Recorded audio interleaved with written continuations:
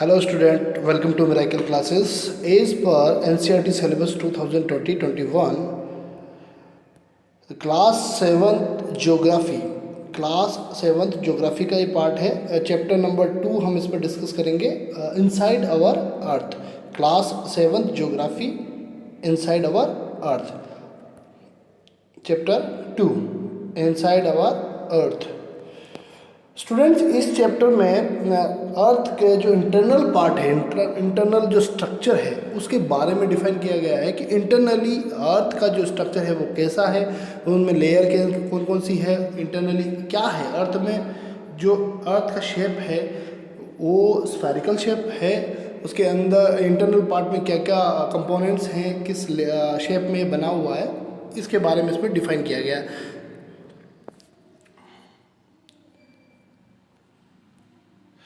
Earth is a dynamic planet where human being live.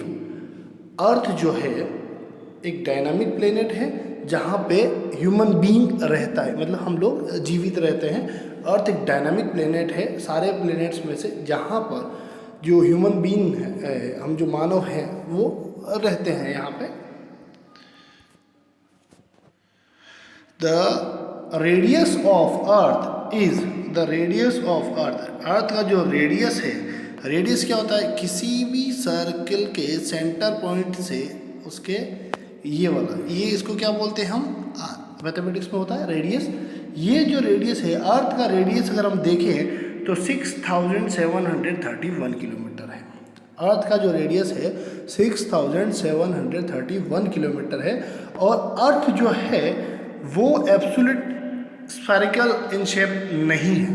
मतलब spherical shape अगर अपन देखें तो ये जो डॉट डॉट की लाइन ड्रॉ कर रखी है ये है स्फेरिकल शेप, बट अर्थ जो है स्फेरिकल शेप में नहीं है. और अर्थ का जो रेडियस है सेंटर पॉइंट से, अगर अपन यहाँ से ये देखिए रेडियस, यहाँ से अगर हम रेडियस की बात करें तो ये देखिए यहाँ से ये रेडियस कितना दे रखा है, 6731 kilometre approximately. Consistent change occur inside and outside the earth. Earth के इंटरनल पार्ट में और एक्सटर्नल पार्ट में, यानी बाहरी रूप से जो अर्थ है वो लगातार चेंज होती रहती है. देखिए हम अर्थ की लेयर्स को हम देखते हैं. Earth is just like a onion.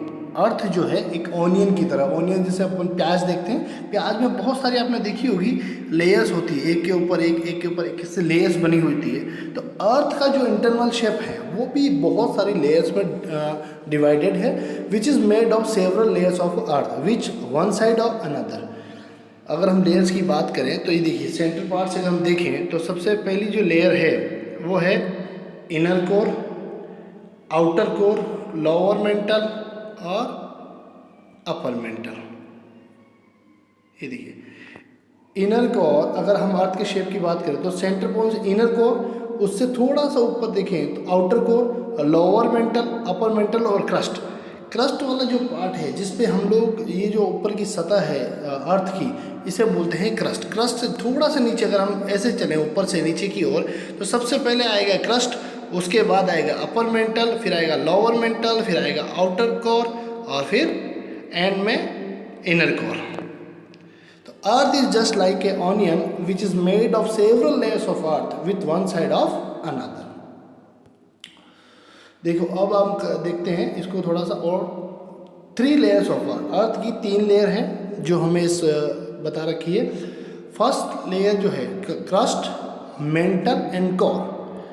First layer जिस ऊपर की, जो अगर अर्थ को अपन देखें तो ये अर्थ है, इस अर्थ का सबसे ऊपर वाला पार्ट जहाँ पे हम लोग रहते हैं, उस पार्ट को, जो सरफेस है बाहर, आउटर सरफेस जो अर्थ का है, उसे हम बोलते हैं क्रस्ट. और क्रस्ट से जस्ट नीचे की तरफ अपन इंटरनली, हम अंदर की तरफ जाएंगे अगर अर्थ के, तो इंटरनली अगर हम देखें तो दूसरा पार्ट आता है, दूसरी लेयर जो है वो है मेंटल. और फिर थर्ड वाली लेयर जो आपको दिखाई दे रही है आउटर कोर, और इसे बोलते हैं इनर कोर. तो क्रस्ट, मेंटल और कोर. कोर को फिर 2 पार्ट में डिवाइड किया गया है, आउटर कोर और इनर कोर. तो 3 लेयर्स ऑफ अर्थ. अर्थ की कितनी लेयर हो गई, 3 लेयर हो गई. सबसे पहली लेयर हो गई अर्थ की क्रस्ट, जिस पे हम बाहर रहते हैं, आउटर पार्ट है, अपर मोस्ट पार्ट है. एंड फिर हो गया उसके जस्ट नीचे की तरफ इंटरनली अगर हम जाने की बात करें तो मेंटल, और फिर आउटर कोर, और फिर इनर कोर। तो आप देखिए एक बोल जैसे अपन देखते हैं, बोल के ऊपर का जो पार्ट है, ऊपर का ये जो पार्ट है बाहरी पार्ट, इसे बोलते हैं क्रस्ट। थोड़ा सा अंदर की तरफ अपन जाएंगे तो मेंटल, फिर थोड़ा सा अंदर जाएंगे आउटर कोर, और फिर एकदम सेंटर पॉइंट में चले जाएंगे तो इनर कोर। तो अर्थ की 3 लेयर हमने आज इसमें देखी है। पहला है क्रस्ट, मेंटल एंड कोर। अब इनके बारे में भी थोड़ा सा डिटेल में देख लेते हैं। क्रस्ट क्या है? It is the upper most layer, upper most मतलब बाहरी ऊपर की layer of the earth and the thinnest among the all of the layer. सारी लेयर्स में से जो थिन लेयर है, पतली जो परत है, अगर अपन के इसको कह सकते हैं लेयर, तो पतली का मतलब ये नहीं कि बहुत पतली है, अप्रोक्सीमेटली 5 किलोमीटर है। 5 किलोमीटर अपन इसको दे रखा है इसका measurement, 5 kilometre from the ocean floor and 35 kilometre from the continental mass. It is formed from 0.5% of the total Earth surface area and it is less than 1% of Earth's volume. ये अर्थ का जो total volume है उससे 1% से भी कम है, और 0.5% of the total अर्थ का जो सरफेस एरिया है उसका 0.5% ये क्रस्ट जो ऊपरी हमारी लेयर है वो है। The crust is formed with the many plates which is floated on the mantle, which these plates are come closer and get hit, it result in the earthquake. तो अगर इस लाइन का मतलब अगर हम समझे कि the crust of fragmented with many plates in floated with the mantle and these plates are come closer and get hit, it result of earthquake. earthquake की बात करें तो हम मान लीजिए कि इसमें 2 परत हैं, 2 परत को हम देखें तो एक मान लो एक लेयर ये रही, दूसरी लेयर ये रही, तीसरी लेयर ये रही। प्लेट्स मान लो, प्लेट्स के बारे में इसमें डिफाइन किया है, तो ये प्लेट्स दे रखी है। तो ये प्लेट्स जब ये प्लेट्स आपस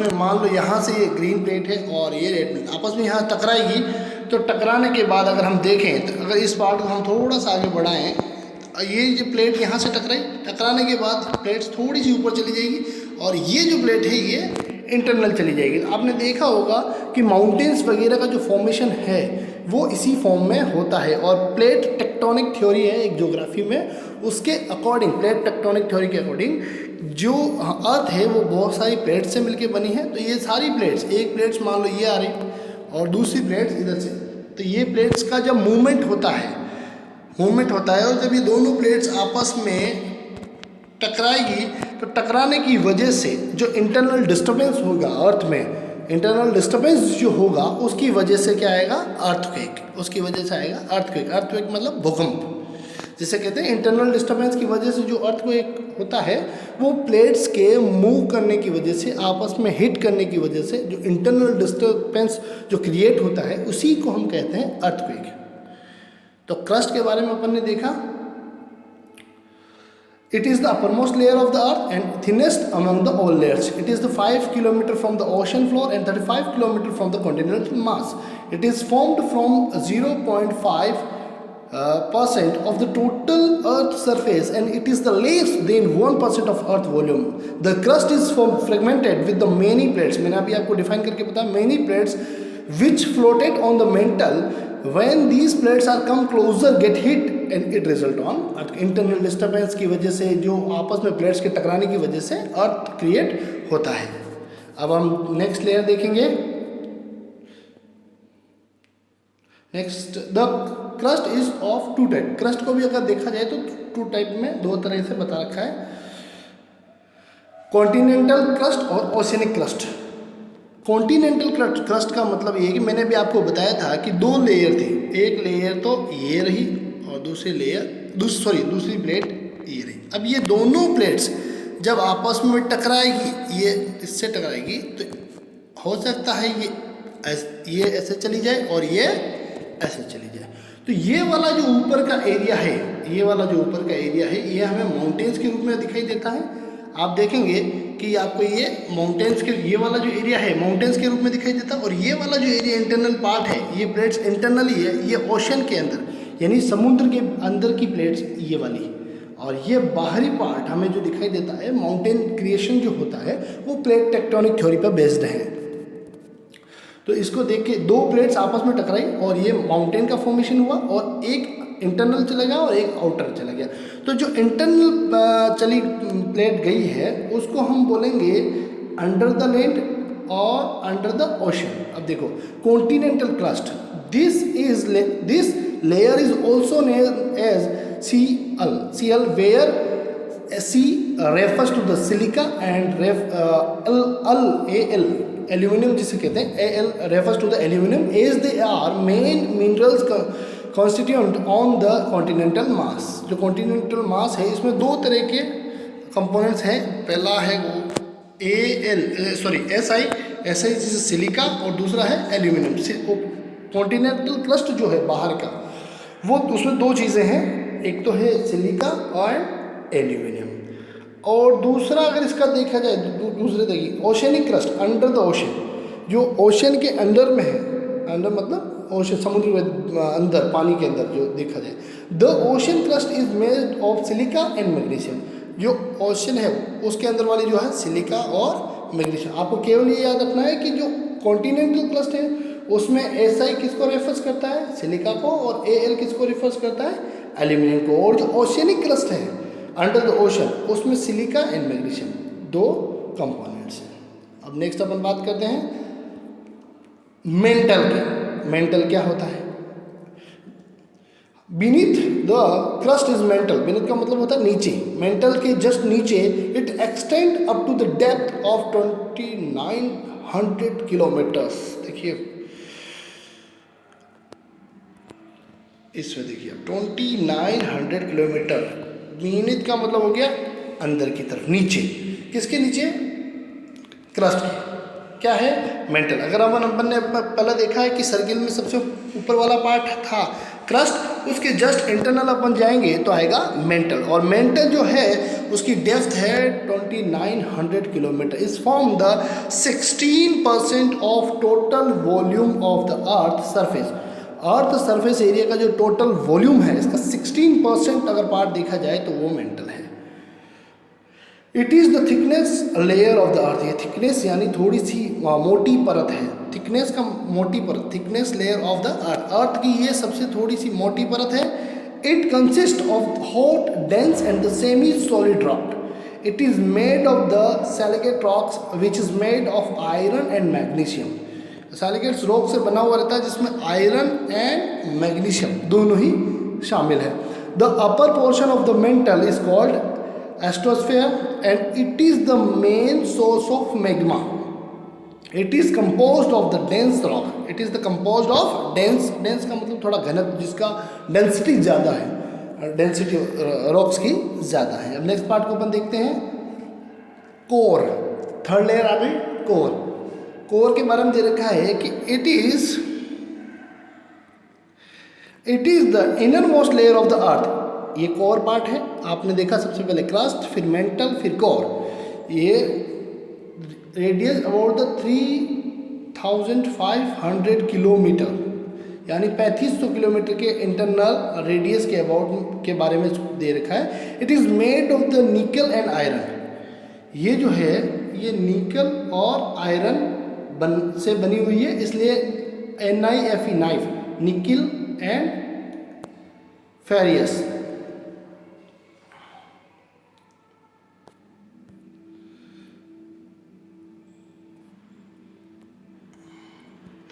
निकल and ferrous. It has a very high temperature and pressure, क्योंकि आप देखेंगे इंटरनल पार्ट में है और कोर जो है सबसे मेन पार्ट है, तो इसके अंदर का जो टेम्परेचर है वो काफ़ी हाई है। It cover 83% of the total volume of area. तो ये कितना परसेंट एरिया का वॉल्यूम कवर करता है? 83%। आपको इन सारे फैक्ट को केवल याद करना है और इस पूरे जो डायग्रामिकली इसको समझाया गया उसको थोड़ा सा समझना है और फैक्ट जो है उनको अच्छे से लर्न करना है। Of the total volume of earth it consist the heavier mineral material of higher density.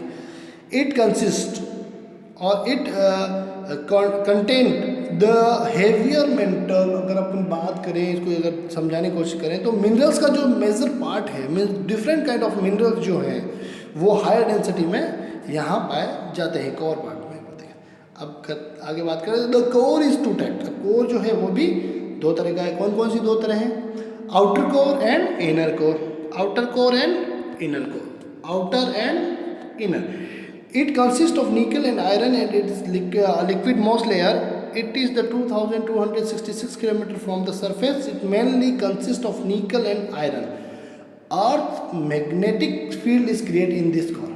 अर्थ का जो मैग्नेटिक फील्ड है, मैग्नेटिक फील्ड का मतलब जो चीज़ों को अपनी तरफ खींचता है, मैग्नेटिक फील्ड जो क्रिएट होता है वो आउटर मोस्ट पार्ट में, आउटर कोर में होता है। Inner core, it is the earth inner most part. It is in solid form. It has the radius of about 1200 kilometer continuously. In next part अपन देखते हैं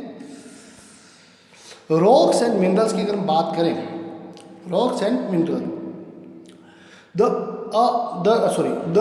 earth crust is made of various type of rocks. अर्थ का जो crust है, जो बाहर का part, आपने देखा होगा कि बहुत सारे मिनरल्स हो गए, रॉक्स हो गए, अलग अलग तरह के आपने पत्थर देखे होंगे, अलग अलग तरह के पत्थरों को देखा होगा, मार्बल देखा होगा, सॉप स्टोन देखा होगा, डिफरेंट काइंड ऑफ जो रॉक्स है वो आपने देखी होगी। Any natural mass of mineral matter that makeup the earth crust is called rock. किसी भी तरह का नेचुरल मास जो मिनरल्स मैटर है, अगर वो अर्थ के क्रस्ट को बनाता है, अर्थ का जो प्री क्रस्ट जिससे बनता है, उसे हम बोलते हैं rock. Rocks can be different colour, size और टेक्सचर। रॉक्स जो होती है डिफरेंट कलर में हो सकती है, साइज में हो सकती है, टेक्सचर में हो सकती है। आपने देखा वो सॉफ्ट स्टोन जो होता है वो रॉक, वो थोड़ी सी सॉफ्ट होता है, और अगर अपन किसी दूसरे पत्थर मार्बल की बात करें तो थोड़ा हार्डर होता है। टाइप ऑफ रॉक्स में हम देखेंगे 3 टाइप ऑफ रॉक्स दे रखे हैं, इग्नियस रॉक, सेडिमेंट्री रॉक्स और मेटामॉर्फिक रॉक्स। 3 तरह की रॉक देख रखी है, इग्निशियस, सेडिमेंट्री एंड मेटाफोर। ये दे रखे हैं टाइप्स ऑफ रॉक्स। अगर पूछा जाए कि टाइप ऑफ रॉक्स कौन कौन से हैं, तो 3 टाइप है रॉक्स के, इग्निशियस, सेडिमेंट्री और मेटामॉर्फिक। 3 टाइप्स ऑफ रॉक्स दे रखी है आपके बुक में, इग्निशियस, सेडिमेंट्री और मेटामॉर्फिक रॉक। देखिए तीनों रॉक का थोड़ा सा पिक्चराइजेशन भी कर रखा है। देखिए ये देखिए, ये थोड़ी सी लेयर में, मेटामॉर्फिक जो है लेयर्स में डिवाइडेड है, सेडिमेंट्री जो है उसमें मिक्सचर है, और इग्निशियस रॉक जो है काफ़ी ज़्यादा हैवी टेम्परेचर पे जो बनी हुई है वो है। इनके बारे में थोड़ा सा डिटेल में हम आगे पढ़ते हैं। इग्निशियस रॉक देखिए, this rocks are formed from the volcanic magma. When the molten magma cools it become igneous rock. These rocks can also known as volcanic rocks. Volcanoes means ये देखिए, आपने देखा होगा वोल्केनोस, देखा है आपने न्यूज़ वगैरह में तो देखा ही होगा, टीवी पे, ज्योग्राफी में। वोल्केनोस एक्टिविटी मूवीज़ में, वोल्केनोस एक्टिविटीज़ में क्या होता है कि यहाँ से वोल्केनोस जब वोल्केनिक एक्टिविटी में हम देखेंगे, मैं आपके लिए वोल्केनो बना देता हूँ।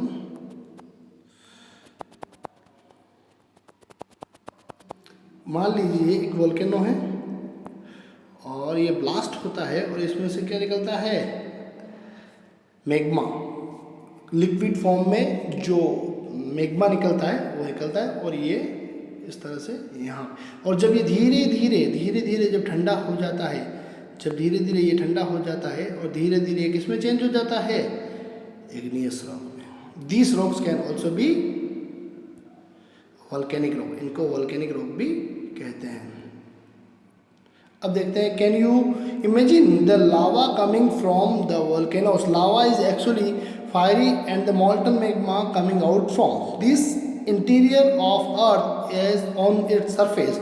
When it's मॉल्टन lava comes on the earth surface, it rapidly cools down and become a solid. धीरे धीरे जब ये ठंडा होता है और ये एक सॉलिड रॉक में चेंज हो जाता है, rocks form and such as way on the crust are called exclusive igneous rocks. they have a very fine grain structure. For example, basalt, the Deccan Plateau is made of basalt rocks. Something the जो डेक्कन प्लेटू का जो area है, geographically अगर अपन India के map में देखें तो डेक्कन प्लेटू जो है वो इसी तरह की जो रॉक्स हैं उनसे बना है, जो मैग्मा के कूल ठंडा थोड़ा ठंडा हो जाने के बाद जो रॉक में चेंजेस हो जाते हैं उनकी वजह से। The Merton magma cool down deep inside the earth का क्रस्ट। अब आ जाते हैं सेंटिमेंट्स। सेंटिमेंट्स क्या क्या होते हैं? Rocks roll down, cracks and hit each other and are broken down in the small fragments. These small particles are called sediments. जो पानी के साथ रॉक्स होती है वो बहती जाती है, एक दूसरे से टकरा जाती है और उसके बाद अलग अलग उसके शेप में जो चेंजेस हो जाते हैं। देखा होगा आपने कहीं रिवर वगैरह, नदी के पास, तालाब के पास, कहीं पे एरिया में आपने पत्थर देखे होंगे, छोटे छोटे पार्टिकल्स, थोड़े स्मॉल से भी थोड़ा लार्ज पार्टिकल देखेंगे, जो पानी के टकराने की वजह से जो उनके जो आउटर पार्ट में जो चेंजेस हो जाते हैं वो सेंटिमेंट्स कहलाते हैं। सेडिमेंट्री रॉक्स देखो, these rocks are formed by the deposition of the sediments. When the rocks break down, the small fragment is transferred by wind, get compressed and the hardened to from sedimentary rock. They are deposited on the earth surface in water bodies. These rocks are also known on the secondary rocks. इनको secondary rocks भी कहते हैं। Deposit on earth, अगर अर्थ पे इकट्ठे हो जाते हैं और वाटर बॉडीज के साथ, these rocks are also known as secondary rocks. These rocks also contain fossil of plant, animals, microorganisms that once lived on them. Example shale, limestone, conglomerates, ये बहुत सारे एग्जाम्पल जो हैं वो सेडिमेंट्री रॉक्स के हैं। देखिए, these rocks are formed by deposition of sediments. When the rocks break down, a small fragment is transferred by wind, get compressed and hardened from sedimentary rock. They are deposited with the other bodies. Sedimentary rocks.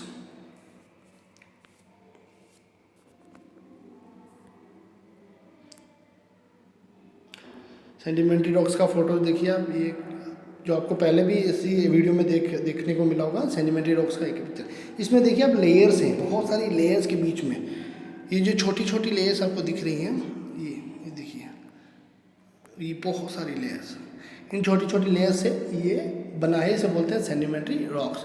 आपने देखा होगा इस तरह के पत्थर reverse वगैरह, Pond's, तालाब वगैरह के आसपास मिलते हैं, और जहाँ पे जो माउंटेनिंग एरिया, जहाँ पे रिवर्स वगैरह ज़्यादा है, पानी का फ्लो ज़्यादा है, वहाँ पे सेडिमेंट्री रॉक्स मिलते हैं।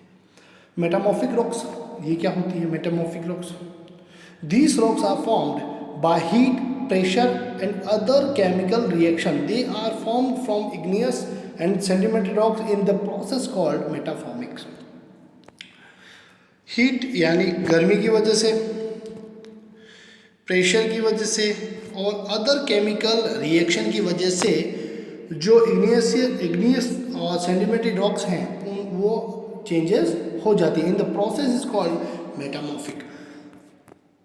जो इग्नियस एंड सेडिमेंट्री रॉक्स है, जो इग्नियस और सेडिमेंट्री रॉक्स है, वो प्रेशर की वजह से, हीट की वजह से, केमिकल रिएक्शन की वजह से जो उनमें चेंजेस हो जाता है, इस पूरे चेंजेस की इस प्रोसेस को मेटामॉर्फिक रॉक्स, इस पूरे प्रोसेस के बाद जो रॉक्स बनती है उन्हें बोलते हैं मेटामॉर्फिक रॉक्स, और इस पूरे प्रोसेस को बोलते हैं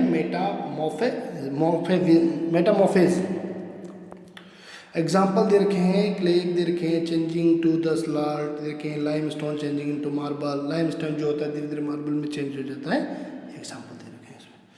अब बात करते हैं, you will be surprise to know that one type of rocks change to another type of under the certain condition in the cyclic manner. अगर cyclic manner में देखें, चक्र के आधार पे देखें, तो टाइम के चेंजेस के साथ साथ जो केमिकल चेंजेस होते हैं उनमें प्रोसेस वाइज जो चेंजेस होते हैं, तो one type of rocks changes to another type of rocks. This process of transformation of the rocks from one to another is known as rock cycle. ये देखिए रोक साइकिल दे रखा है आपको।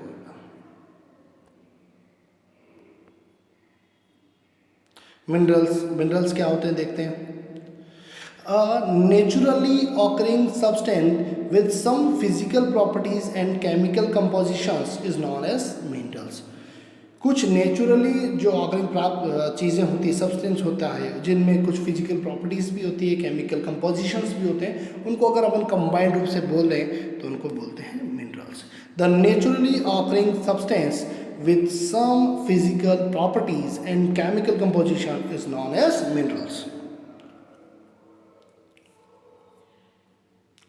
Minerals are very important to humankind. Some are used for fuel, for example coal, natural gases, petroleum. They are also be used in industries, iron, aluminum, gold, uranium, etc. Medicine, in fertilization. देखते होंगे आप कि जितने minerals हैं देख वो human kind के use के लिए बहुत ही ज़्यादा इम्पॉर्टेंट है। फॉर एग्जांपल अपन लें कोयला, नेचुरल गैस, पेट्रोलियम, इंडस्ट्रीज़ में अपन बात करें तो iron, aluminium, gold, uranium, medicine, fertilisation etc. ये सारी देखिए minerals are very important to humankind. Some are used in fuels, for example coals वगैरह।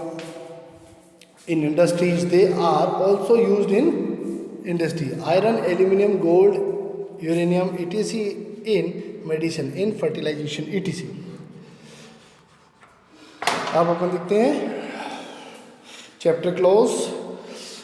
अगर आपको वीडियो अच्छा लगा तो इस चैनल को सब्सक्राइब कीजिए। Thank you.